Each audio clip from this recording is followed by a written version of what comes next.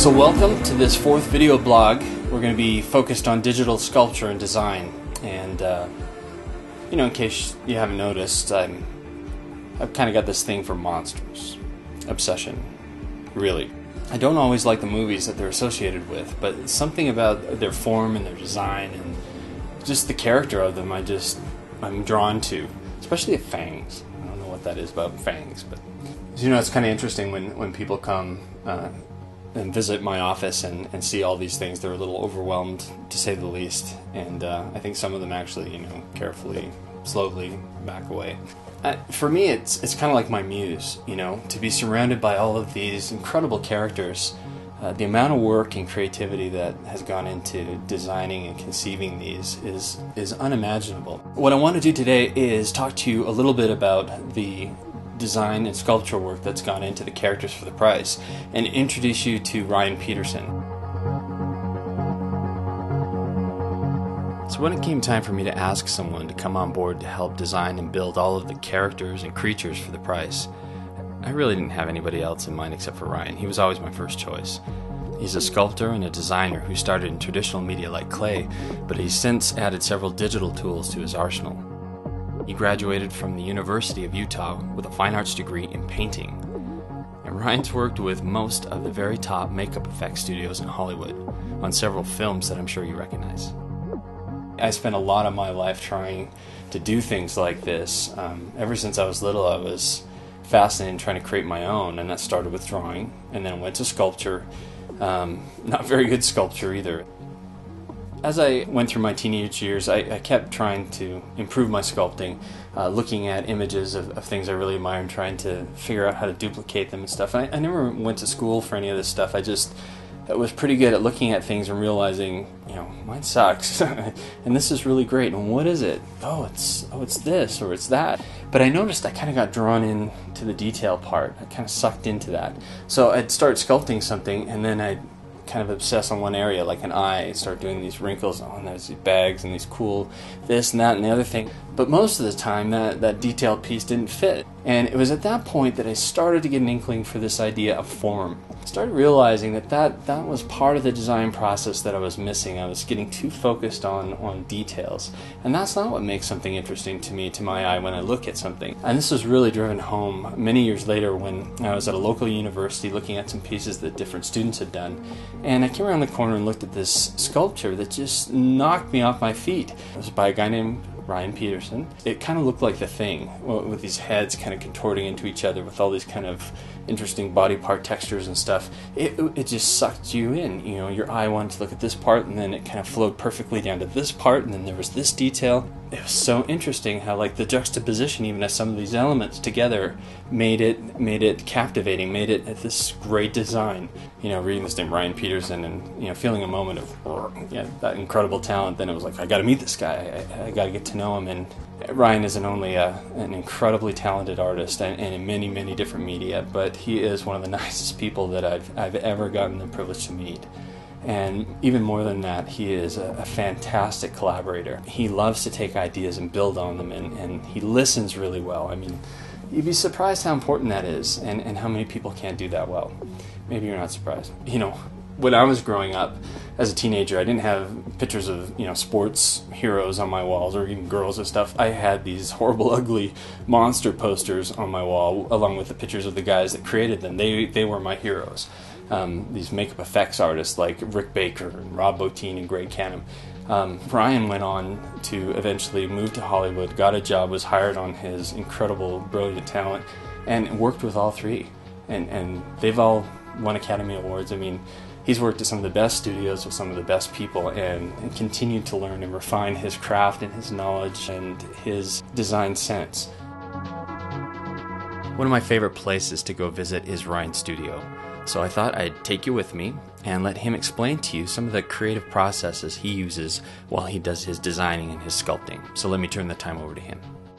So this is my version of Hellboy before the movie was ever done. And I always thought that it looked like, who's the guy who plays the Green Goblin? Willem Dafoe. Yeah. And I'm so glad he said that, because while I did this, I just came off of Spider-Man. Part of my job was to design the Green Goblin. They hadn't cast the actor yet, so we just kind of had to wing it And when they finally cast someone, we'd incorporate the features into the design somehow. It was a frustrating movie to work on. They opted for a static mask instead of a makeup, so it became less interesting at that point. So I came back to Utah, and maybe subconsciously I incorporated some Willem Dafoe, who was eventually cast as the Green Goblin, into this. But Willem Dafoe has great features, and I think some of this is definitely Dafoe-esque. Okay, this was done in '93. This was going to be my portfolio piece, and I thought I gotta have something to send to all the shops in LA to get work, to try to look for work. And so I thought, well, I've got to make a really cool mask. This is what I came up with. It took I indulged myself. It took a long time to sculpt. On and off, I worked on it about a half a year. And I try to think it through, incorporate all the fine art principles that I learned in school. I'm into a horror mask. I'm very conscious of everything that's in here. For instance, a fast area is right here in the crease, in these wrinkles, next to a slow area. And those two elements combined, it's like hot and cold. There's energy. The eye is drawn to it. It's drama, and so you'll look throughout here. There are little moments of drama, and hopefully they're well placed, so aesthetically they have impact. Change of direction dictates change of attention. These little creases by the mouth direct you up into this little fast area, and then you direct around, and so all of that I was very conscious of, and it was exciting to That's so good. put fine art principles into special makeup. Another great example of Ryan's creativity was his fine art exhibit last year in Salt Lake, where just the concept alone is mind-boggling. He had these things, and I can't even really show them or film them for you. These are some pieces, but the main pieces, the main idea, were so incredible. He called them the Big Head Brothers. And what you did was, you can see my wife looking in the eye here, you go up and look inside and turn on this light, and inside each of these 5 heads is a diorama that Ryan's created and sculpted that's absolutely stunning and presents something that is so overwhelming. It's something you have to really see in real life to appreciate. What do you think? That's so cool. One thing that's great that I was able to do on this project is Dave Lobb, who I mentioned in a previous video blog, and Ryan and I have all worked together before at a video game company, and gotten used to each other's rhythms, kind of built a shorthand between each other, and so getting the opportunity to work with them again was very exciting to me. One of the things that's hard to appreciate is the task that Ryan has of taking Dave's two-dimensional designs and trying to translate those into 3 dimensions. I mean, think about it. Even if you do an orthographic drawing, here's the side and here's the front, when you try and put those two together in a 3D sculpture, they might not all the details and elements line up together, and even if they do, it might not look as good in 3 dimensions as they did in 2. So a big part of what Ryan does is design. He's got to take what was developed in 2 dimensions and kind of redesign it and make it work in 3D. So I want to show you some of the things that we worked on, and again, I struggled with trying to figure out what to show and what not to show, not wanting to show too much, but at the same time I chose some examples I think really illustrate this process. In this story, the devil takes on the form of this monster dog, and you've seen these drawings that Dave and I did for the animatic. Ryan had to take these 2-dimensional drawings and turn them into a 3-dimensional sculpture and figure out all the proportions and all these other things that we didn't have to worry about in the drawings. You can see a side profile here that Dave painted over to help suggest some changes in proportion he thought would make sense. So Ryan incorporated that into the next version of the dog, and he's so good at doing that. By the time we got to the second stage with the secondary forms, I was freaking out at how cool this was looking, but one of the areas I wanted to change was the gums. I thought they were too gummy, and so I did this Photoshop overlay, moving the teeth around a little bit. And of course, Ryan fantastically wove that into the next iteration of the dog. It didn't matter if it was a little thing like I want the nose more pointed, he would do that, or switch the toes around. He was very, very good at keeping me as his director satisfied and happy, but also in satisfying himself as an artist.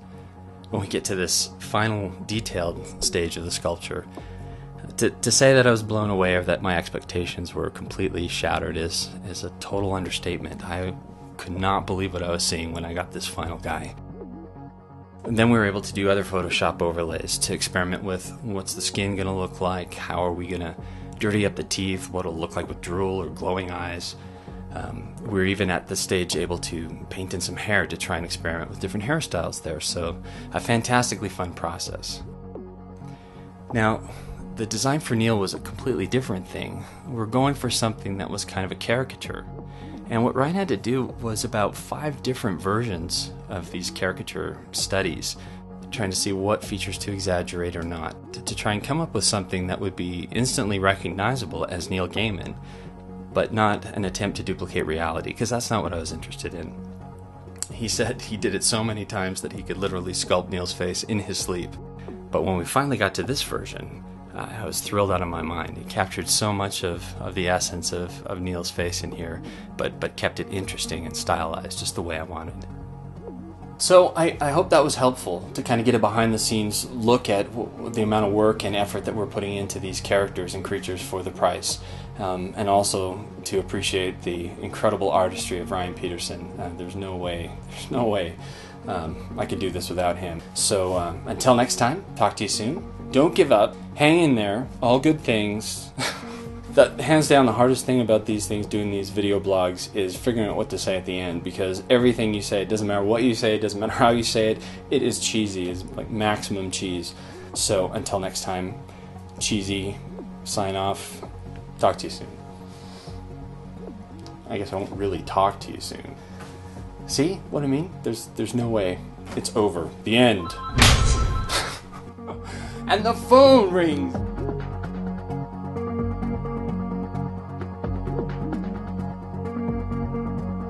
I mean, last time it was, the toilet flushing, so I have to have something. This is a busy house.